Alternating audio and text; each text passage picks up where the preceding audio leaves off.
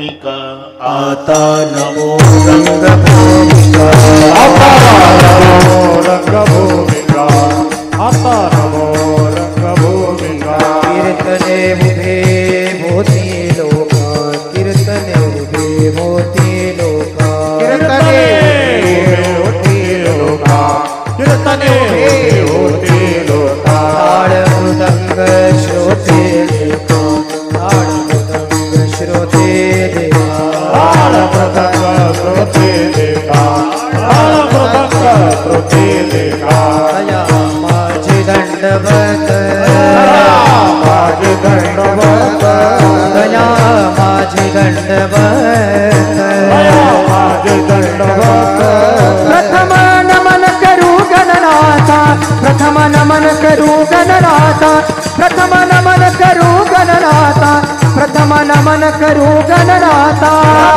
नमन करो गणनाथा प्रथम नमन करो गणनाथा प्रथम नमन करो गणनाथा प्रथम नमन करो गणनाथा वर्ष 50वे हा तिसरा टप्पा आहे. एकंदर 5 टप्पे. 12 वर्ष झाले की तपपूर्ती, 25 झाले म्हणजे रौप्य, 50 झाले की सुवर्ण, 75 झाल्यावर अमृत, 100 झाल्यावर शताब्दी. हे 5 टप्पे आहेत. त्यातला हा तिसरा टप्पा गाठला गावकऱ्याने. हा, कोण्या ब्राह्मणाकडे जाऊन विचारायची गरज नाही. मी सांगतो तो हिशोब लक्षात ठेवा बरं का अशोकराव. 12 वर्षे झाले म्हणजे त्याचं नाव येतं तपपूर्ती. पण रौप्य करायचं असेल तर तप 2 आणि 1 मिळवायचा असतो. सुवर्ण करायचं असेल तर तप 4 पाहिजे, 2 मिळवायचे. अमृत करायचं असेल तर 6 तप लागतात, त्याच्यात 3 मिळवायचे. शताब्दी करायचं असेल तर तप 8 झाले पाहिजे, मग 4 मिळवायचे. घरी गेल्यावर हिशोब करा, काही कोणाकडे जायची गरज नाही. 2 तप आणि 1 मिळवायचा, तेव्हा होते 25चं रौप्य. 4 तप 12चं 48, 2 मिळवायचे, मग झाला सुवर्ण. 6 तप झाल्यावर 12 सक 72, 3 मिळवून 75 तो अमृत. आणि 8 तप झाले म्हणजे 12 8 96, मग 4 मिळवायचे. हे एकनं वाढतंय प्रकरण. मग होतो शताब्दी. त्यातला हा सुवर्ण महोत्सव. भागवा भागवी नाही बरं का अशोकराव, काटकसर नाही. या गावच्या पारमार्थिक श्रीमंतीला शोभेल असा ऐश्वर्य संपन्न सोहळा आहे. सुंदर मंडप आहे, सुंदर साऊंड सिस्टीम आहे, सुंदर शूटिंग वाले पत्रकार, सगळे सुंदर. याचं कारण अख्ख एकतुणी गाव या सप्तासाठी एका मायची लेकर होऊन एकत्रित आलं, हे त्याचं उत्तर आहे.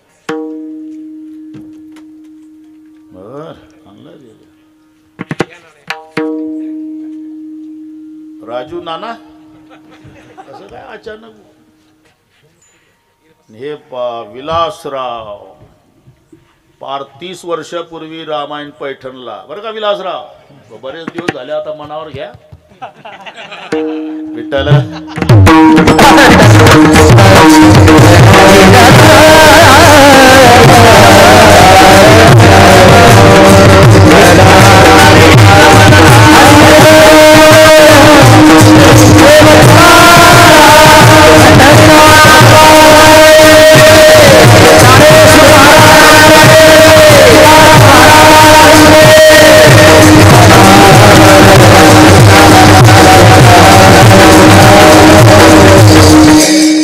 अतिशय सुंदर नियोजन ग्रामस्थ मंडळीने केल्याबद्दल सर्व ग्रामस्थ मंडळीला धन्यवाद देतोच. पण त्यांच्या विनंतीला मान देऊन लांबून लांबून येऊन श्रोते मायबापांनी त्यांच्या कार्यक्रमाचं सौंदर्य वाढवलं, म्हणून एक तुणीकराच्या वतीनं श्रोत्यांनाही धन्यवाद देतो. विठ्ठल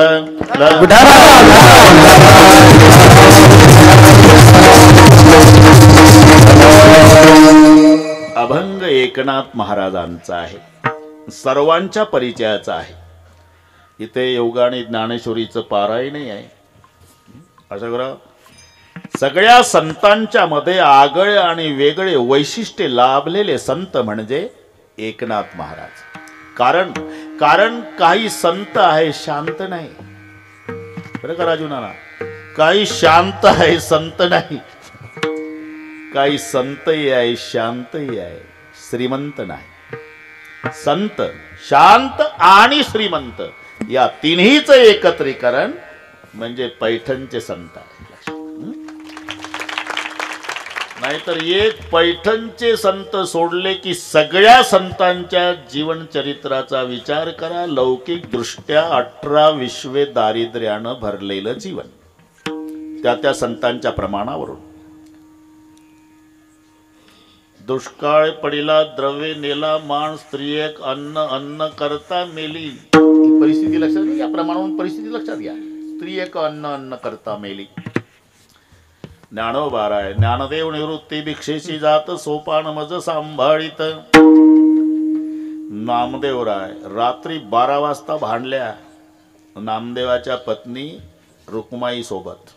2 प्रहर रात्र, शब्द पहा, 2 प्रहर रात्र पाहुणी एकांत राजाई वृत्तांत सांगे माते, अन्न वस्त्र नाही खाया जेवायाशी नाचे अहर्निशी निर्लज्जा. भला मार्ग तुम्ही उमजून सांगा, नामयाची राजा बरी नव्हे. अव रखमाबाई विठोबाशी सांगा, भरतारासी का गावेडे केली.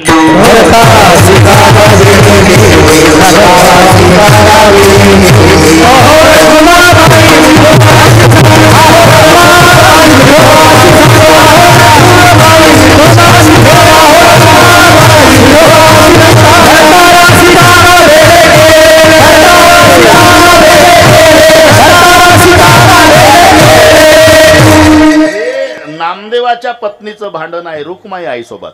भला मार्ग तुम्ही उमजवून सांगा, नामयाची राजा बरी नव्हे. तुमच्या बुवानं आमचा बुवा पार पागल करून टाकला. 1-2 माणसं असते तर भागवलं असतं. नामदेवाचे घरी 14 जण स्मरती हरी, 4 पुत्र 4 सुना नित्य स्मरती नारायणा. रोहिला गडकर हिशोब तुम्ही करा.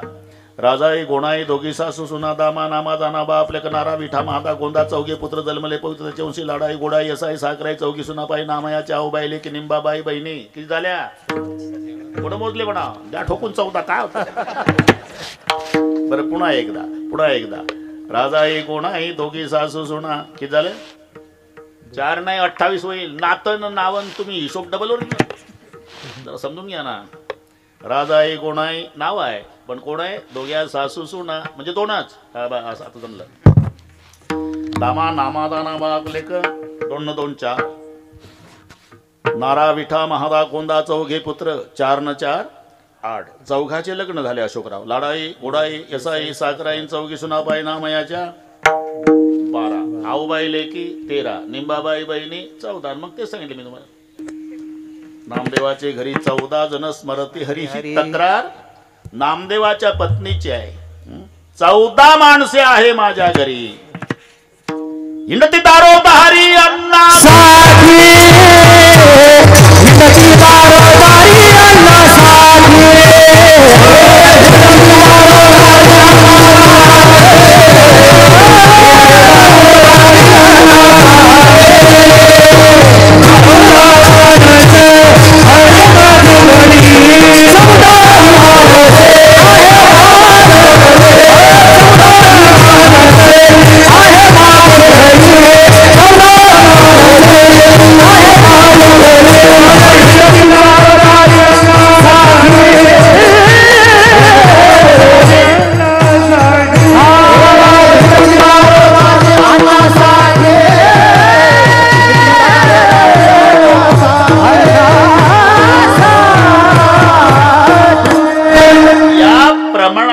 लक्षात आलं असेल की एक एकनाथ महाराज सोडले तर सगळ्या संतांच्या लौकिक दृष्ट्या परिस्थितीचा विचार करा. फक्त एक एकनाथ महाराज संतही आहे शांतही आहे आणि श्रीमंतही आहे. बरं का.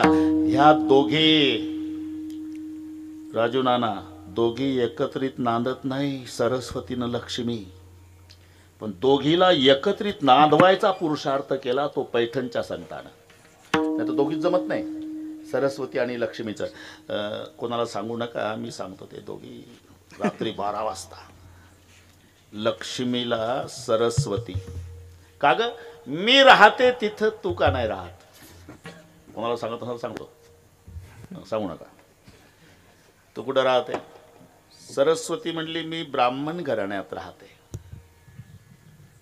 आणि तू सारखी गुजराती मारवाडी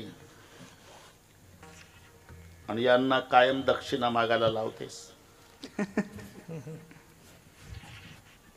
का नाही राहत? आता लक्ष्मीनं जे उत्तर दिलंय मी सांगतो, फक्त याचा बोबाडा करू नका. लांबलचक उत्तर आहे पण सांगतोच. एका आचमणे अगस्ती मुनीने माझा पिता शोषिला बंधू धाकुलता शशी दर्शापेक्षया धाडीला ऐके मतपतिते पदे सिनविले ऐशी दिजांची लीला नाहीसे दुःख सरस्वती म्हणून बहु भीते या कुला. हे कळलं ना सगळे? हो म्हणत ना, होला काय बस होशीन होलावा. एका आचमणे अगस्ती मुनीने माझा पिता शोषिला. बरं का विलासराव, लक्ष्मी म्हणली एका वंजळीत माझा बाप पिऊन टाकला. कोणी? अगस्ती ब्राह्मणाने. लक्ष्मीचा बाप कोण?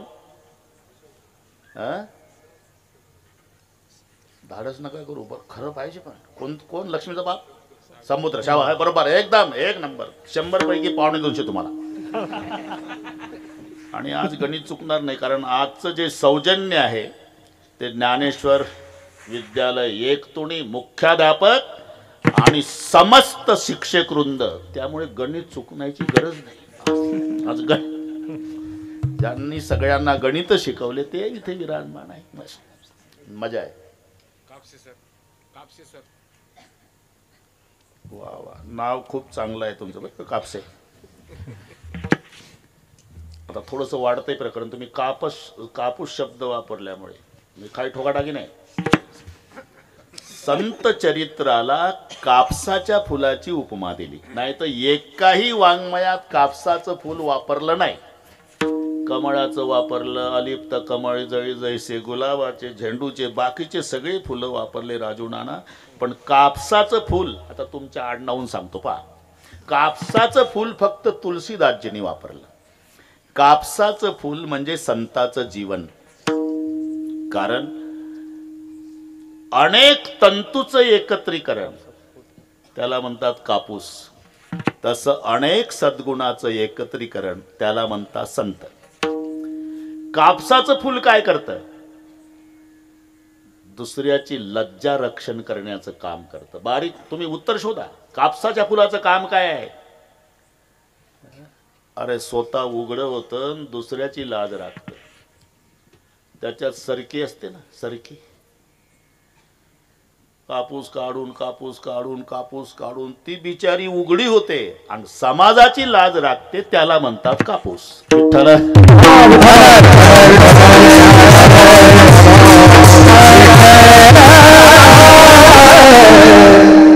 कापसे सर जमला.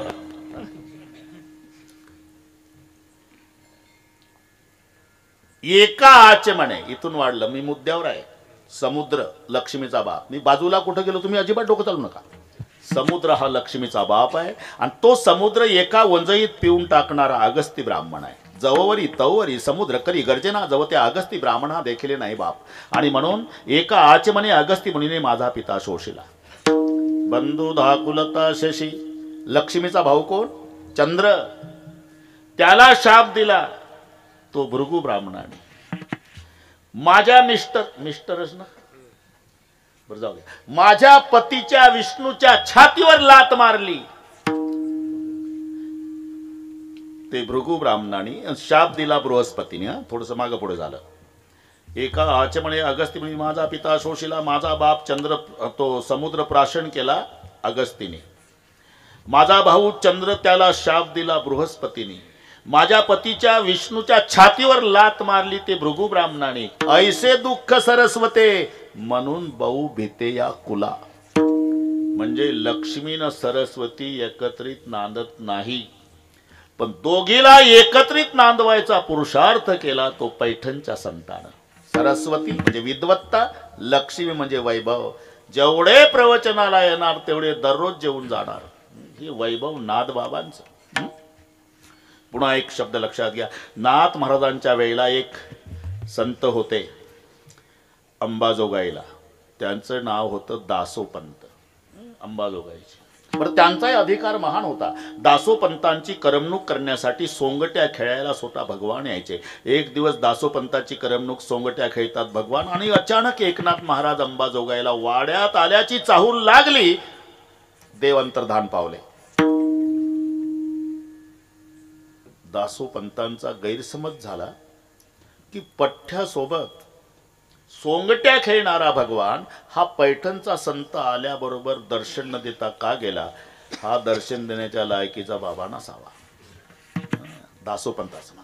आणि मग गुळ पाणी वगैरे, तेव्हा चहा नव्हता, गुळ पाणी, पारमार्थिक चर्चा झाल्या. बरं, येतो दासोपंत, थांबा सोडायला येतो. कारण अंबाजोगाईच्या बाहेरपर्यंत सोडायला दासोपंत आले. नाथ महाराज म्हणाले, कधी येणं झालं पैठणला या वाड्यावर येऊ म्हणाले. असे काही दिवस गेले आणि एक दिवस दासोपंत पैठणला येतात. पहिल्यांदा आले असल्यामुळे विचारतात, नाथांचा वाडा, पुढे जा, अजून पुढे जा, अजून पुढे जा. ते उदास काऊन बसतं? फार संकट आहे का? मग इकडे ये, इकडे ये, असं बाजूला या, असं इकडे बस.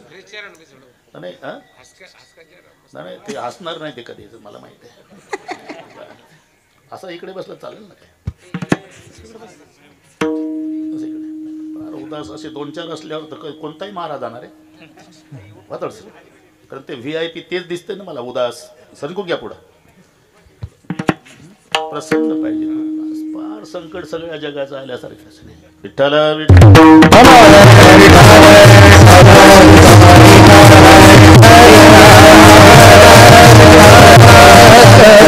पैठणला आला म्हणजे या वाड्यावर विचारतात, नाथांचा वाडा, पुढे जा बाबा, बाबा पुढे जा, बाबा पुढे जा. असं करता करता नाथांच्या वाड्यात आले आणि द्वारात बघितलं. दासोपंत चकित झाले. का? दत्त चोपदा आहे त्याचा सगळ्यांना पाठही आहे, स्पर्श करून जातो. आहे प्रमाण योग्य आहे, पण थोडं आता बरोबर बरोबर म्हणजे आता 1.25 तास आहे म्हणून हे सगळे अभंग मोठा आहे. मग हे थोडंसं ते सगळे आता पाठ झालं महाराष्ट्राला. प्रत्येक महाराज ते घेतच प्रमाण. चकित झाले. देवा तुम्ही बोट ठेवलं, हळू बोला. का? मालकाचं प्रवचन चालू आहे. कोण मालक? एकनाथ महाराज. आणि तुम्ही ड्रेसवरून ओळखता नाही का? तुम्हाला मी चोपदार आहे. त्या दिवशी वाटलं होतं देवा की हा दर्शन देण्याच्या लायकीचा महाराज नसेल म्हणून तुम्ही निघून गेला. असं कोणाला कमी लेखू नाही दासोपंत. अरे या मालकाची परवानगी न घेता तुझ्याकडे आलो होतो आणि मालक आल्याची चाहूल लागल्यावर घाबरलो. मालक रागावतील म्हणून निघून आलो. लक्षात घ्या, सर्व जगाचा नाथ आहे, त्याला जगन्नाथ म्हणतात. पण जगन्नाथाला एक नाथ आहे आणि त्यांचं नाव एकनाथ आहे. असे थोर संत एकनाथ महाराज यांचा अभंगन ग्रंथाचा राजा ज्ञानेश्वरी याचं महत्व प्रतिपादन करणार आहे. आहार, निद्रा, भय, मैथुन ह्या 4 गोष्टी सर्वांना पाठ आहे. जनावराला सुद्धा हे लागू आहे. आहार, निद्रा, भय, मैथुन सर्व यवनीशी समसमान.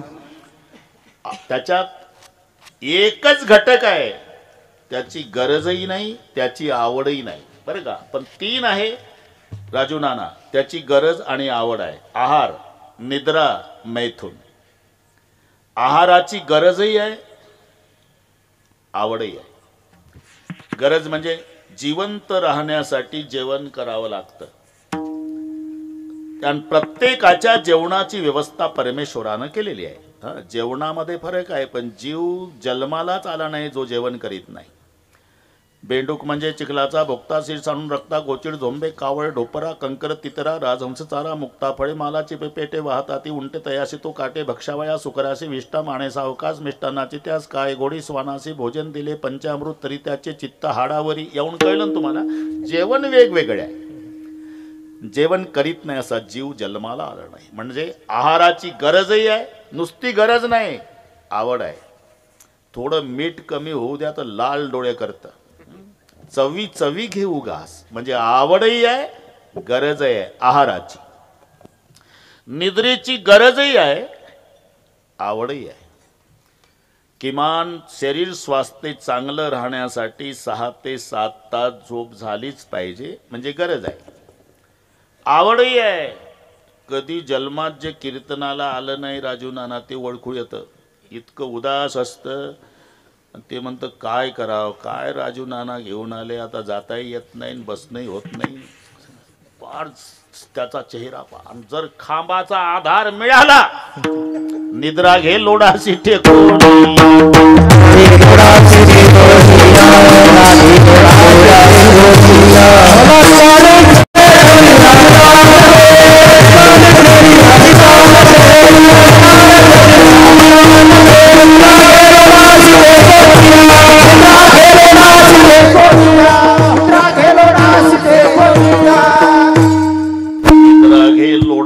टेकून या म्हणजे निद्रेची गरजही आहे, आवडही आहे. आहाराची गरजही आहे, आवडही आहे. मैथून गरजही आहे, आवडही आहे. पण एक घटक त्याचं नाव भय. गरजही नाही, आवडतही नाही. भयाची कोणाला गरज आहे? गरज नाही. बरं भय कोणाला आवडतं? म्हणजे आवडही नाही गरजही नाही कापसे सर, पण प्रत्येकाला भय आहे. प्रत्येकाला. असा एकही नाही की ज्याला भय नाही. हे नसलं तरी एक शेवटचं भय आहे. जन्म मरणापरवते भय आणि कोणते सांगपा. सर्वात मोठं भय. आपण तिकडेच चाललो. म्हणायचं असते मरण आलं रे. मरण मोकळच नाही, मरण येतच नाही. आहे तिथंच आहे, आपणच जातो. एकतुनीला लोकांनी एसटी केली. आषाढीच्या वेळेला 50 प्रवासी ज्ञानबा तुकाराम करीत पंढरपूरला पोहोचले. 8 तासांनी एसटी थांबली पंढरपुरात. मग एकमेकाला एकतुनीचे प्रवासी म्हणतात, उतरा पाटील, पंढरपूर आलं. अरे ते सोलापूर जिल्ह्यात आहे, ते कशाला आलं? हे गेलं 8 तास गेलं तरी तिथं गेल्यावर म्हणतं पंढरपूर आलं. तसं मरण आलं, येतच नाही. प्रत्येक आपण तिकडेच चाललो. दिवसेंदिवस आपला जो प्रवास चालू आहे तो मरणाकडे. आणि मरण म्हणजे 4 दुःखाचं एकत्रीकरण. अनुताप, मोह, विश्लेषण आणि आगामी. मरायच्या वेळेला हे 4ही दुःख एकत्रित येतात. खाली टाकल्यानंतर पहिला चित्रपट जीवनाचा उभा राहतो की कळायला लागल्यापासून कालपर्यंत मी काय केलं. हाची घडोघडी चित्ताई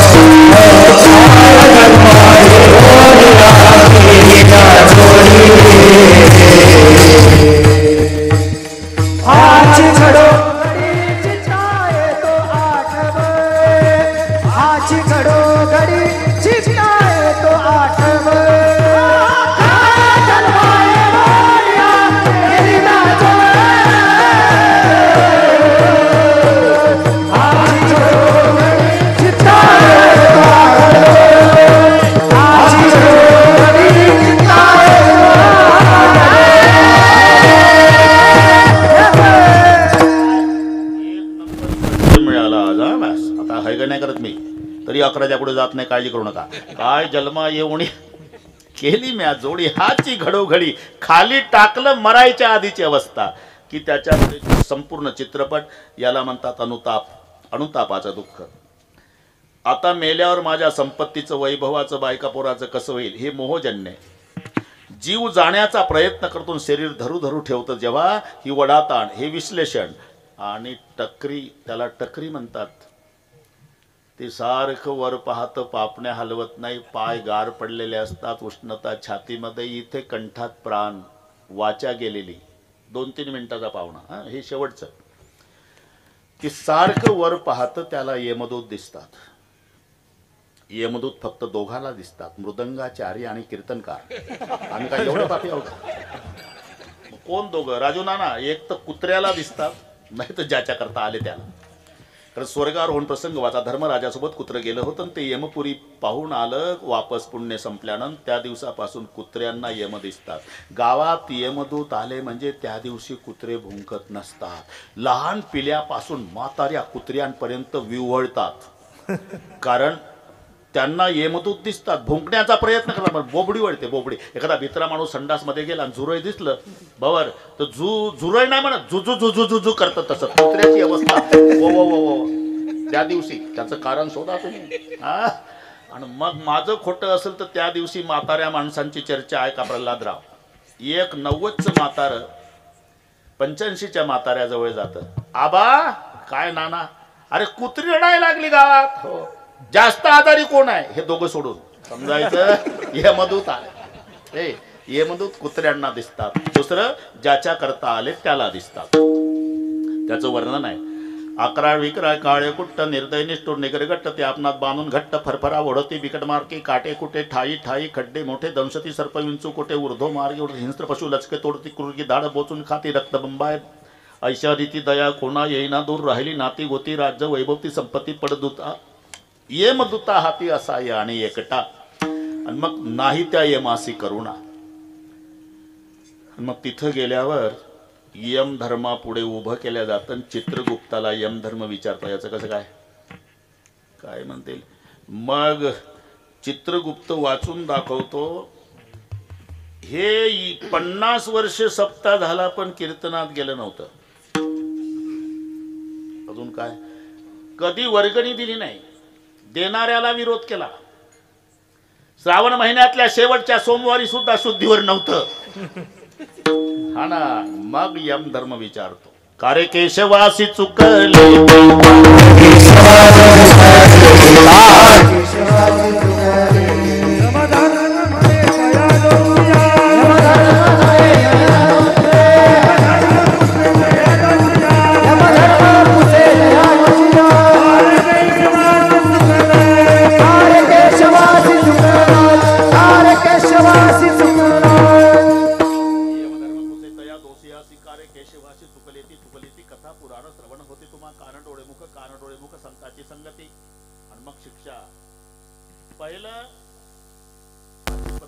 खैराचे इंगळ. त्याला खिळ्याच्या वनातून चालवतात. आर पार खिळे घुसतात पायामध्ये. छिद्र छिद्र छिद्र पायाला झाले. मग खैर नावाच्या लाकडाचे निखारे. मग त्याच्यानंतर लाल लोखंडाचा खांब त्याला कवटाळतात. आणि त्याच्यानंतर तापल्या तेलाच्या उकळत्या कढईत टाकतात. बापरे काय काही असंही म्हणतील एक तुम्ही जे काय बाता हाणता महाराज. अहो तिथं छिद्र पायाला पडतात. 2 हात यमदूत धरतात. अहो डेड बॉडी तर इथंच आहे. हो ते बरोबर आहे. ती अंत्यसंस्कारासाठी तुम्हाला दिलेली आहे. पण त्याच्यातला जो जीवात्मा जातो ना त्याला तिथं एक शरीर मिळतं. तुम्ही अशी काळजी करू नका. हे राहू द्या तुमच्याकडे पत्राच्या शेडमध्ये न्यायला. राम बोलो भाई राम. त्याच्यातला जीवात्मा जो जातो त्याला तिथं शरीर तयार असतं. तुम्ही काही प्रयत्न करायचे नाही. आणि माझं खोटं असतं तर तुम्ही आजारी पडा बरं. बिमार पडल्यावर तुम्हाला तुमच्या मुलाने पुण्याला नेला. तुमचे किती भारी कपडे असू द्या तरी तिथला झगा घालावा लागतो. झगा तयार आहे दवाखान्यात, तसं तिथं शरीर तयार आहे. तुम्ही फक्त मरून पहा, काय करू नका तिथं. मग एक हात यमदूत इकडून एक हात धरतो. तप्त भूमीवरी चालवती पायी अग्निस्तंभाबाई कवटाळती. अशी तारू खैराचे इंगळ निघताती ज्वाळ तैलपाकी. हे सत्शास्त्र श्रवणावरून ज्याला कळून चुकलं की सर्वात मोठं भय यमराजाचं आहे म्हणजे काळाचं आहे. आणि तो नादबाबांच्या जवळ आला. वेळ कमी असल्यानं चरणावर डोकं ठेवून रडला. बाबा काय सत्शास्त्र श्रवणानं कळालं मला सर्वात मोठं भय काळाचं आहे. आणि त्या काळाच्या भयातून मुक्त होण्याचा उपाय सांगावा म्हणून तुमच्याकडे आलो. नाथ महाराज म्हणतात याच्यासाठी येतात साधक लोक माझ्याकडे. मी त्यांना उपाय सुचवतो. आणि ज्यांनी ज्यांनी माझ्या उपायाचं अवलंबन केलं ना त्याला फायदा सुद्धा झाला. भय कळी काळाचे नाही तया. भय कळी काळाचे नाही तया. भय कळी काळाचे नाही तया. भय कळी काळाचे. ते चिज्ञानेश्वर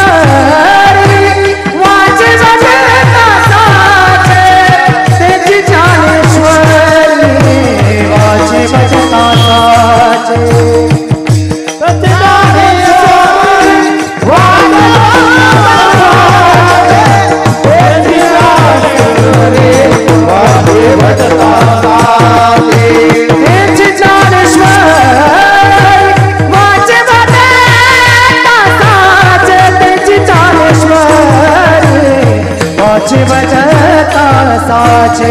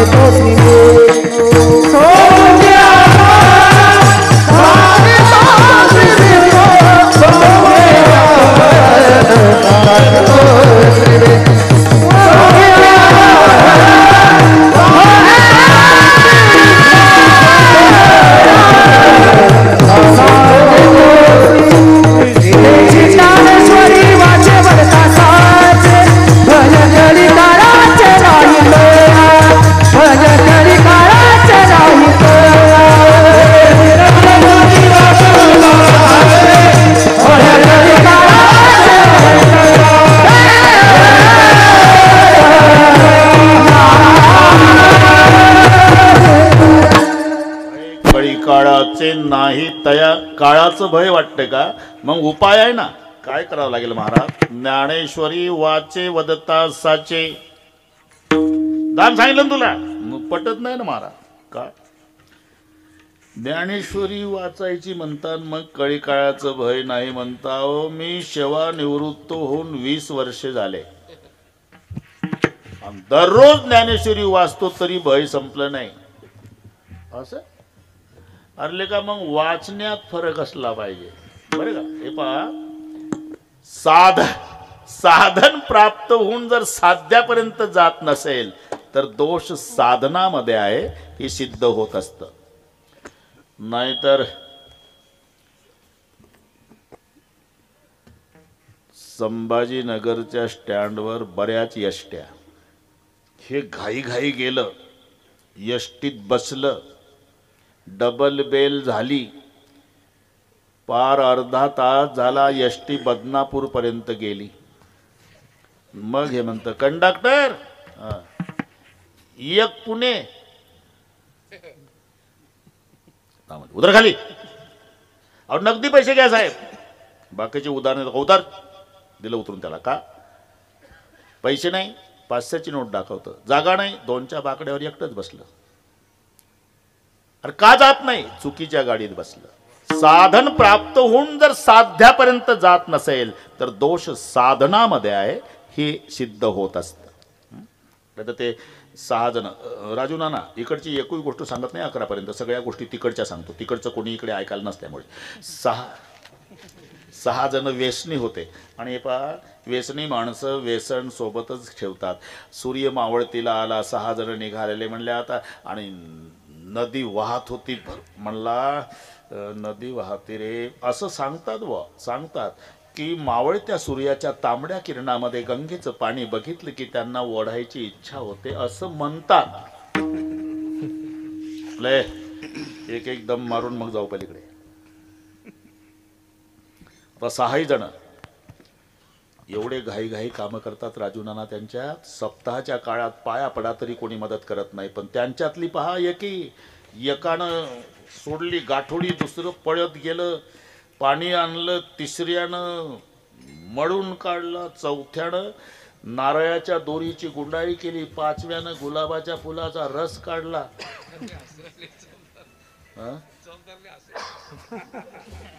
चोपदार पाठ आहे मला, गोल्डन भानुशे कोण आहे? बरोबर आहे का? का नावं चुकली? अरे एकदाच वाचत असतो आम्ही विठ्ठल.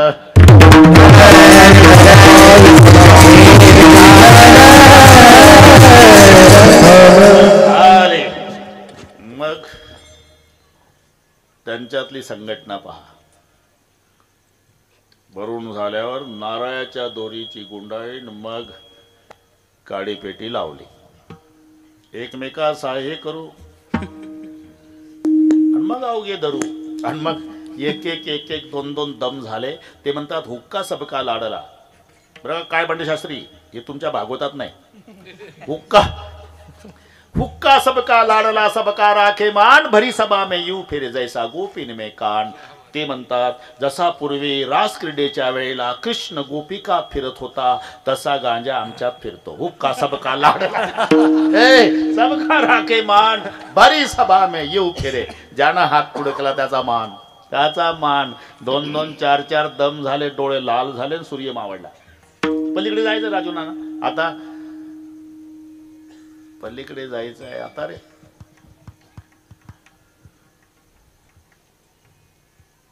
गुडगा गुडगा पाण्यात गेले. त्या भागातलं एक आलं, अरे कुठले कोण्या गावचे?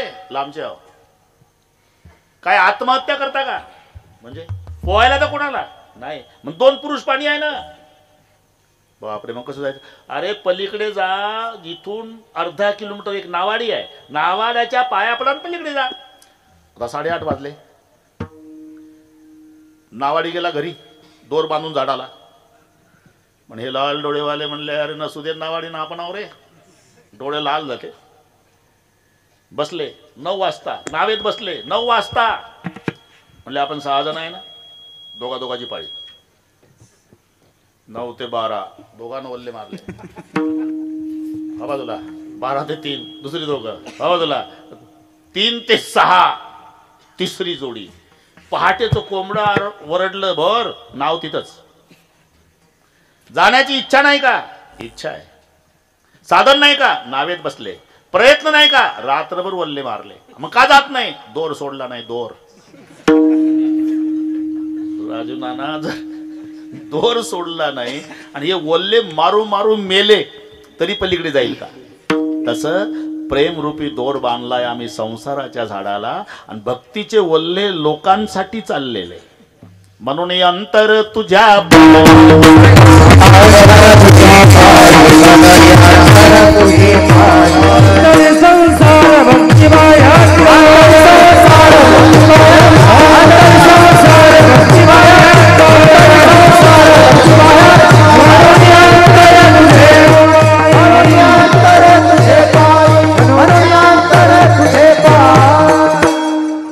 संसार भक्ती बाह्यात्कार म्हणून अंतर तुझे पायी.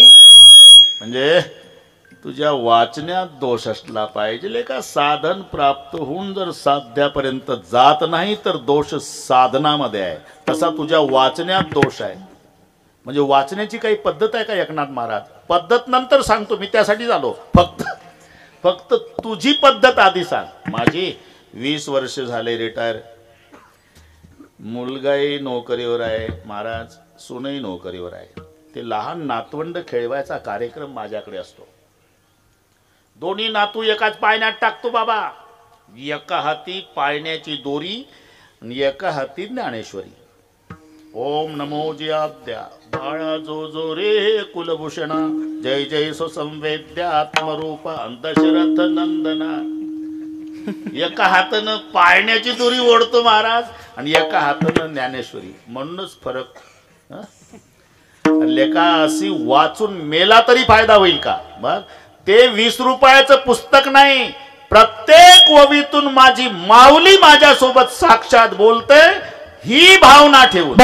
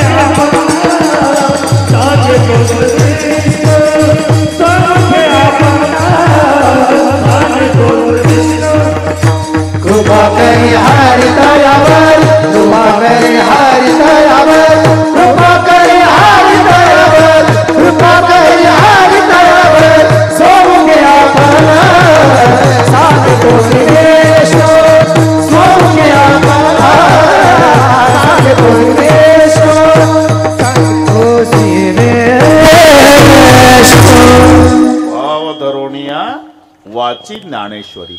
परमार्थामध्ये महत्व आहे ते भावाला. भाव धरी तरी तारील पाषाण. नाहीतर दगडाचा स्वभाव आहे, तो स्वतः बुडतो, त्याचा आश्रय करणाऱ्यालाही बुडवतो. पण श्रद्धा ठेवली ना, भाव धरी तरी. त्याला कोणीतरी सांगितलं की गुरु करावा लागतो जीवनात. मेंढ्या वळणारा गडी, बरं का अशोकराव, मेंढ्या वळणारा गडी होता. त्याला कोणीतरी सांगितलं, बरं का भवर, हे आमच्या सेवेतच होते, 8 दिवस त्यांच्याकडे होतो, त्यामुळे ते काही घाबरत नाही महाराजाला. पाहिलाच आहे म्हणा महाराज, 8 दिवस पाहिला.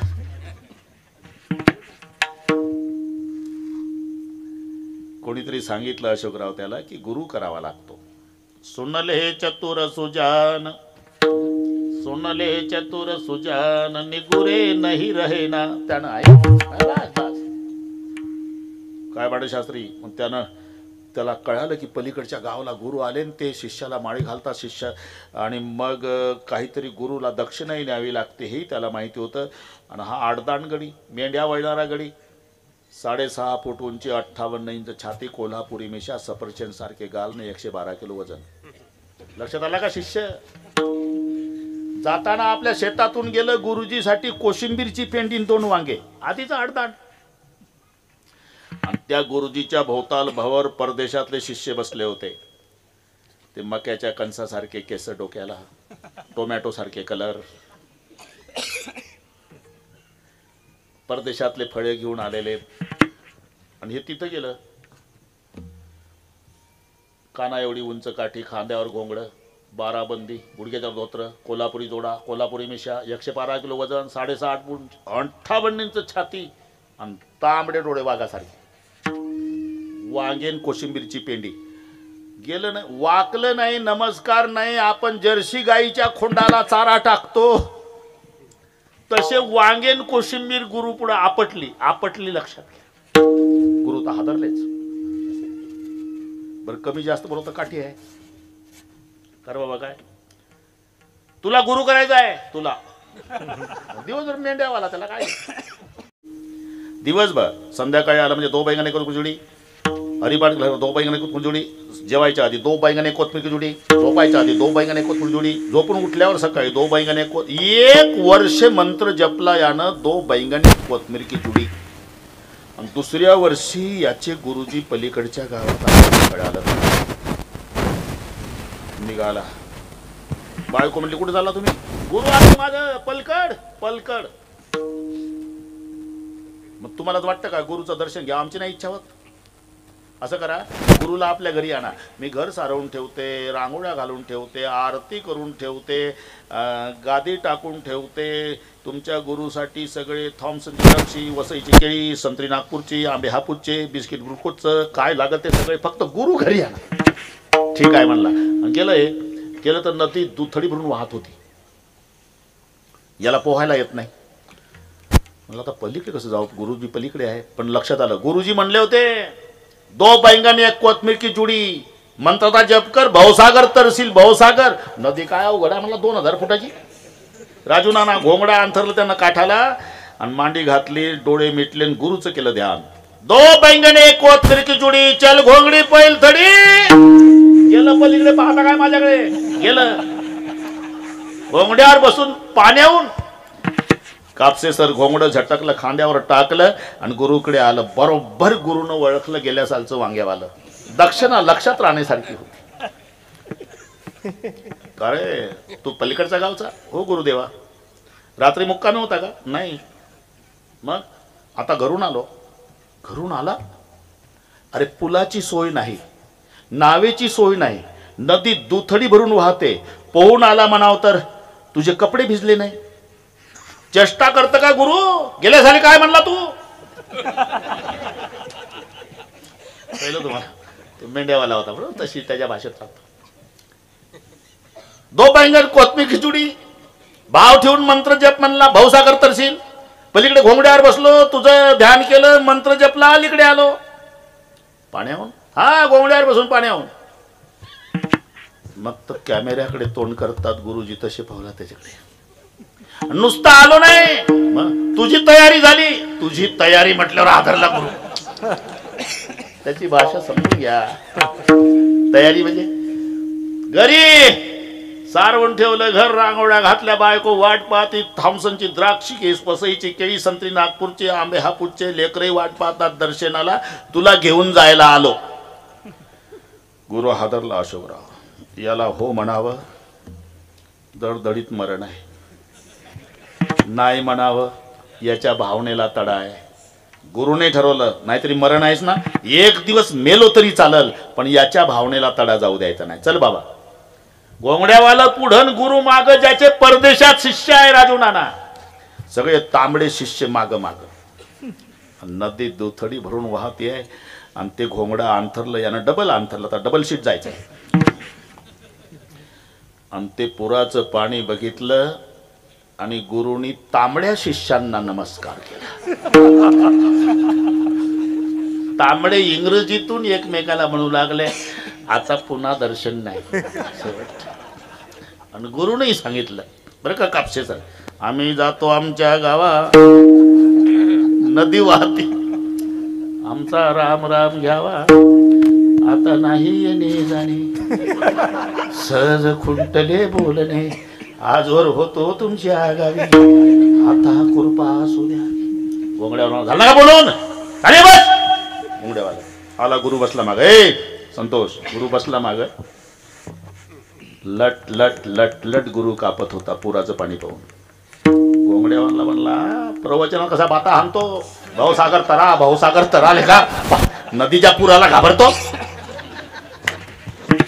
मेंढ्यावाला भीती वाटते बाबा. मग माझी कंबर धर. गुरुला सांगतो, कंबर धर माझी. त्याने मजबूत धरली कंबर. अशी का? त्यानं ठरवलं, मरू तर दोघंही मरू, डेड बॉड्या दोघांच्या येऊ दे फुगून वर पंचनाम्याला.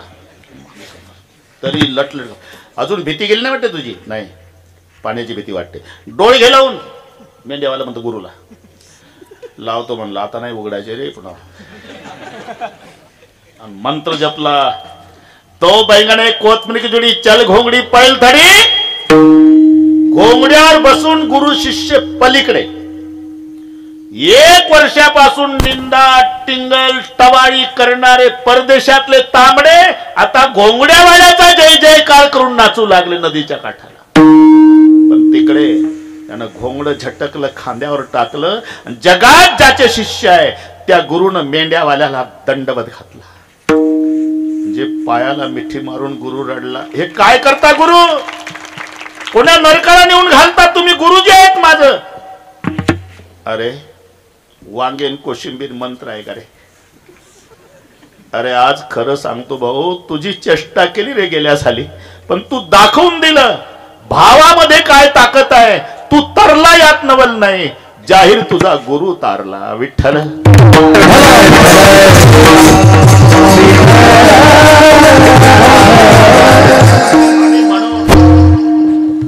हे पुस्तक नाही, एका एका अक्षरात आहे माझा रमाकांत.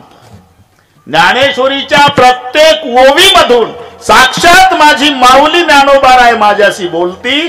अशी भावना ठेवून भाव धरोनिया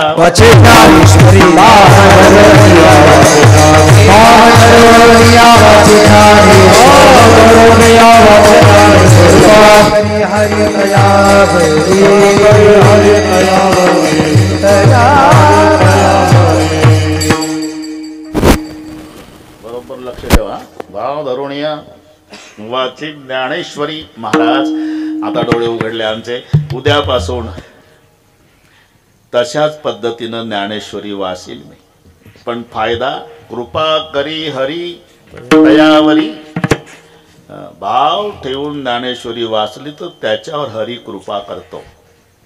आणि एक लक्षात ठेवा, कृपेत जी ताकद आहे ना टकले पाटील, ती कृपा करणाऱ्यात नाही. कृपेची ताकद ज्याच्यावर कृपा झाली कापसे सर त्याला विचारा, नाही तर सर्व माहिती आहे तुम्हाला. काळबंडे शास्त्री, रामायणातले 2 पात्र डोळ्यापुढे आणा, हनुमान श्रीराम. ज्यानं कृपा केली तो श्रीराम, ज्याच्यावर कृपा झाली तो हनुमान. काय झालं? कृपा करणारा राम पुलावून चालत चालत गेला. ज्याच्यावर कृपा झाली तो हनुमान एका उडीत लंकेत गेला. घरी गेल्यावर डोकं चाललं. जय श्रीराम. जेमी अमोघ रघुपती कर बाना येई भाते तेवढ्या घाईनं असं ते घाईत गेलं ना, हळूहळू गेलं का. जेमी अमोघ रघुपती कर बाना, धनुष्यापासून बाण सुटावा श्री रामचंद्राचा, सरळ रेषेत हनुमानजी. म्हणजे कृपा करणाऱ्या रामाला पुलावून जावं लागलं. ज्याच्यावर कृपा केली तो मारोतराव एका उडीत लंकेत गेला. म्हणून कृपा महत्वाची आहे. कृपा. आणि ती कृपा होण्यासाठी मध्ये साधू संतांची गरज आहे. धरीतीच्या हाती संत कृपावंत, मग पाळी पंढरीनाथ लढा त्यांचा. कारण भगवंतात जी ताकद नाही ते कृपेत आहे. प्रारब्धाने कोणाला सोडलं का राजू नाना? खरं सांगा, प्रारब्धाने कोणाला सोडलं? प्रत्येकाला आहे. अरे लोखंडाला आहे, मातीच्या भांड्याला आहे, दगडाला आहे, प्रेताला सुद्धा. 1 फूट लांबीचं लोखंड मधून तोडलं विलासराव. त्याचे 2 तुकडे केल्यावर अर्ध्या तुकड्याचा 6 इंच तुकडा त्याचा केला चिमटान, उरला 6 इंच त्याचा केला चमचा. अशोकराव आधी एकच होतं लोखंड, पण 2 तुकडे केले, 1 चिमटा झाला आणि 1 चमचा. प्रारब्ध किती बदललं? चिमटा और चमचे से होत बड़ी तकदीर, चिमटा जलता अंगार में, चमचा खाता खीर. चुकीचं आहे का राजू नाना? चिमटा जन्मभर चुलीतले निखारे उचलतो आणि चमचा खिरीच्या पातेल्यात मजा मारतो. चमच्याची मजाच. फक्त आपला चमचा कीर्तनात राहू द्या. याचं कारण सांगतो. पूर्वी चमचे नव्हते, चमचे आता सुरू झाले. पूर्वीचे माणसं हाताने जेवायचे. आता आंघोळ झाली आणि कांदा पोहे की चमचा. मी असं विचारतो, पोह्याच्या आणि याच्यामध्ये घुसायचं कामच काय चमच्याचं? त्यालाच म्हणतात चमचा. मध्ये घुसतो त्याला. नाही तर तोंडाचं काम तोंड करतं, हाताचं काम हात करत, मध्ये लुडबुडतं ते चमचा. चिमटावर हे लोखंडाचं प्रारब्ध. चिमटावर चमचे से होत बडी तकदीर, चिमटा जलता अंगार में, चमचा खाता खीर. है ना. दगडाचं प्रारब्ध. 5 फूट लांबीचा दगड मधून तोडला, 2.5 फुटाचा तुकडा त्याची मूर्ती केली. उरलेला 2.5 फूट पायरीला लावला. आधी एकच होता का नाही, पण अर्ध्या तुकड्याची मूर्ती आणि अर्ध्या तुकड्याची पायरी. काय झालं? ज्याची पायरी तिथं जोड्यासह लाता ठेवतो आम्ही, आणि जे मूर्ती तिथं डोकं, हे दगडाचं प्रारब्ध. तुझ्या एकावरी पाय,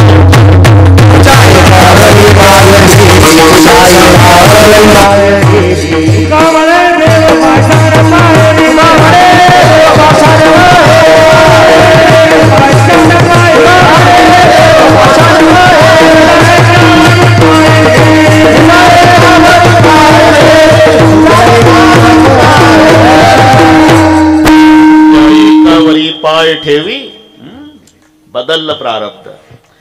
एकाच मायेच्या पोटी जन्माला आलेले 2 भाऊ.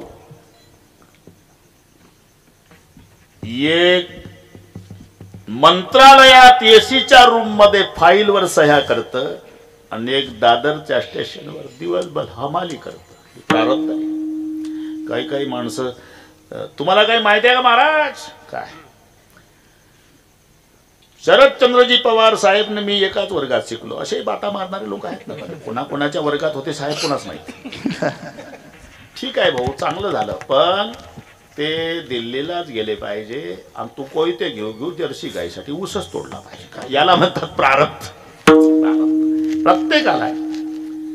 दगडाला आहे. अरे प्रेताला किसी की लाश पर फूलों की लड़ी, किसी की लाश बिगर कफन की पडी. पाहिलं तुम्हाला? एक प्रेत कसं सजवल्या जातं की जसा नवरदेवाची यात्रा, आणि एक 3 दिवस झाले येड्या बाबोळी जवळ पोलीस पंचनाम्याला कुत्री बसली भोवताल. प्रारब्ध मानावं लागेल तुम्हाला. त्याच्यात बदल करण्याची ताकद परमेश्वरात सुद्धा नाही. आणि परमेश्वराला चुकत नाही, बाकीचं कशाला? नामा म्हणे कर्म देखा देवादिका चुकेना. पण प्रारब्धात बदल करायची ताकद भगवंताच्या कृपेत आहे. मी याकरता आपली वेळ घेतली. आता एक तुम्हाला थोडासा संदर्भ, बरं का, काळबांडे शास्त्री तुम्हाला माहित असेल ते, पण सुदामजी, थोडस सांगू का अशोकराव? मला माहिती आहे तुम्ही त्याच पार्टीने बोलणार. सांगा बरं, ठीक आहे. थोडासा एक नवीन विषय 2 मिनिटात सांगतो. एक ब्राह्मणीन तिचा नवरा मेलेला, 2 लेकरं, जंगलात राहत होती, विधवा बाई, जाऊन काहीतरी मागायची आणि लेकराला पोसायची, जंगलातली घटना. वंजळभर हरभरे कुठून तरी आणले, अर्धे खाऊ घातले लेकराला आणि अर्धी गाठोडी फडक्यात बांधून, उतरंडपुरी असायची, उतरंड म्हणजे ठेवली. रात्री झोपल्यावर चोरटे आले, चोरट्यानं ते सगळे पाहिलं तर ते हरभऱ्याची गाठोडी, दागिन्याचे मनीन हरभऱ्याचे दाणे सारखे असतात. चोराने डोकं चालवलं, दागिन्याची गाठोडी सापडली, काढली, पळा लागले. हिला जाग आली तर उतरंड पडली आणि ते चोरटे पुरं आणि ही माग. अरे वाटोळ होईल तुमचं. माझ्या लेकरासाठी सकाळी काही मिळणार नाही म्हणून हरभरे गाठोडीत बांधून ठेवले होते, ते घेऊन चालला. शाप आहे माझा, हे हरभरे जो खाईल जन्मभर दरिद्री राहील. हे नीट ऐका. आणि मग ते चालले सांदीपणी गुरुच्या आश्रमापासून चोरटे. म्हणले तर हरभरे आले का, दिले फेकून आश्रमात. सकाळी सरपण आणायला दोघाला पाठवलं, ती गाठोडी गुरुमातेला सापडली. पण सुदामजी रात्री 12ला जागे होते, ब्राह्मणींच्या शापाचे शब्द ऐकले होते, हरभरे जो खाईल जन्मभर दरिद्री राहील. तीच गाठोडी गुरुमातेनं दिली. भूक लागल लेकरं खा, सुदामजीच्या जवळ दिली. खरंच भूक लागली, सुदामजीनं सगळे हरभरे खाल्ले, देवाला दिले नाही. इथपर्यंत ठीक आहे. आणि मग सुदामजी जेव्हा द्वारकेला आले, लवकर कसे आले, राहिलेले सांगतील काय पांडेशास्त्री, लवकर आले म्हणजे वेळ नाही. आणि सगळे झाल्यावर देवाने विचारलं, सुदामा जी आपको एक दिन की याद है?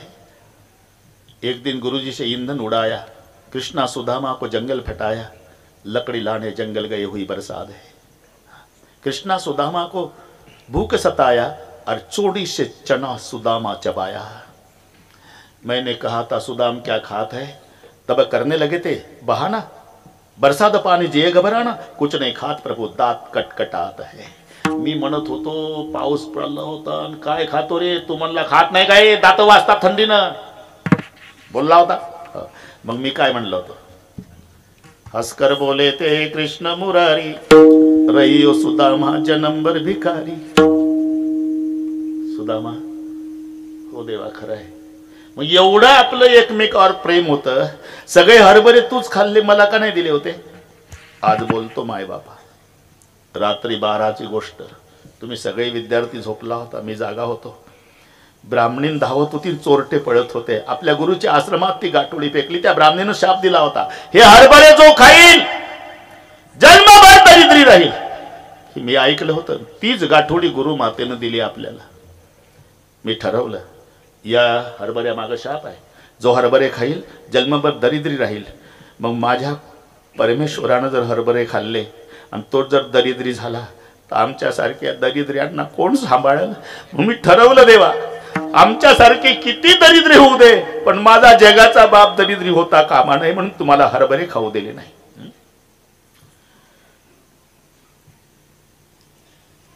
कुंकुम तिलक, बोट वर होती राजुणाना, अंगठा खाली, पण असा फिरवला देवानं. लक्षात घ्या, कारण सुदामजीच्या कपाळावरचं विधी लिखित अक्षर होतं श्रीक्षय. श्रीक्षयचा अर्थ होतो लक्ष्मीचा नाश. अक्षर फिरवलं, यक्षश्री केला.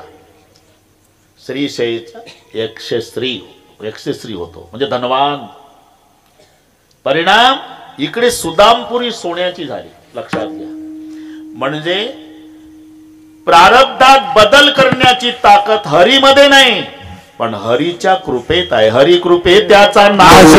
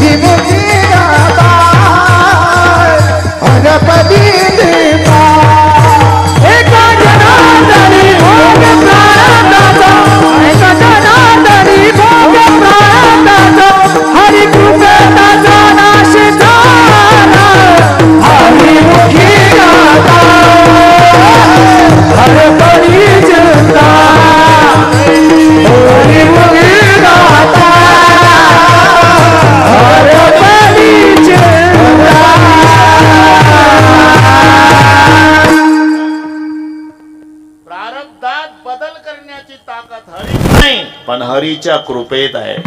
आणि ती कृपा हरीची होण्यासाठी एवढंच कर, भाव धरून या. वाची ज्ञानेश्वरी फायदा कृपा करी हरी तयावरी. महाराजांनी आलो कशासाठी 9 वाजता तुमच्याकडे? काळाच्या भयातून सोडवा म्हणून. तिथं म्हणतात ज्ञानेश्वरी वाचे बदता साचेन भय कळी काळाचे नाही तया. तिसऱ्या चरणात. आणि पहिल्या चरणातला फायदा सांगता कृपा करी हरी तयावरी. अरे हो दमकाळ, हरीच्या कृपेचा आणि काळाचा भय नसण्याचा फार मोठा संबंध आहे. तो वारकरी खांद्यावर झेंडा ज्ञानबा तुकाराम चालला, पाटलाच्या वाड्या पडून चालला होता. पाटलाचं कुत्र होतं, धावलं. वारकरी या गळ्यात पाय टाकले अशोकराव. वारकरी घाबरला बरं का टकले पाटील. दगड घ्यायला लोक म्हणले वारकरी बाबा दगड हाणला का कुत्र्यानं नरड फोडलं. अरे मग गळ्यात पाय टाकले काय करू? काहीच करू नको, ज्याचा आहे त्याला हाक मार. कोणाचा आहे? आमच्या गावच्या कृष्णा पाटलाचा आहे. पाटील आहे का घरी? बाकीच्या उद्योग नको, फक्त हाक मार. पाय टाकले गळ्यात कुत्र्यानं. वारकरी घाबरून म्हणतो कृष्णा पाटील हे तुमचं कुत्र गरीबाचं नरड फोडल. पाटील कांदा पोहे खात होते वाड्यात. पण पाटला लक्षात कोणावर तरी आपलं कुत्र धावलं. पाटील बाहेर नाही आले, कांदा पोहे खाता खाता आवाज दिला बरं का टकले पाटील.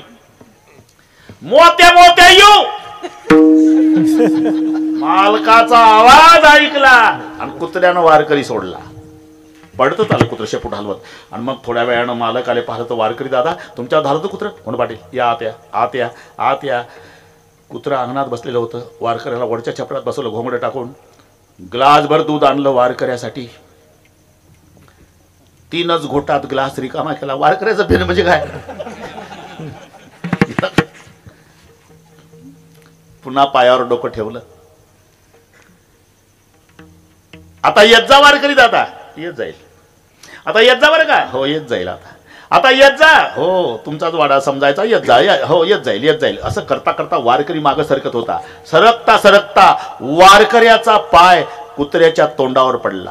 तरी कुत्र जाग्यावर बसू नये. का? कुत्र्यानं बघितलं ज्याचं नरड फोडणार होतो त्याला माझ्या पाटलानं ग्लासभर दूध दिलं आणि याच्या पायावर डोकं ठेवून दर्शन घेतलं. याच्यावर माझ्या मालकाची कृपा आहे. हे चावण्याच्या लायकीचं नाही. अरे जर पाटील उभा आहे कुत्र्याचा मालक, तर वारकऱ्याला कुत्र्याचं भय वाटत नाही. तसा काळाचा मालक हरी त्याची कृपा झाल्यावर भय कळी काळाचे नाही.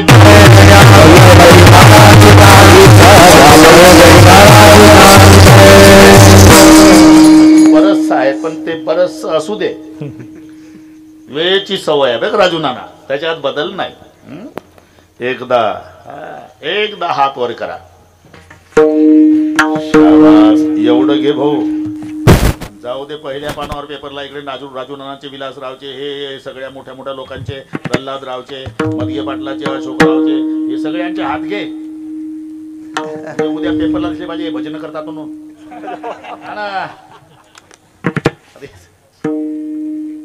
एका तालात सर्वाड्या विठोबा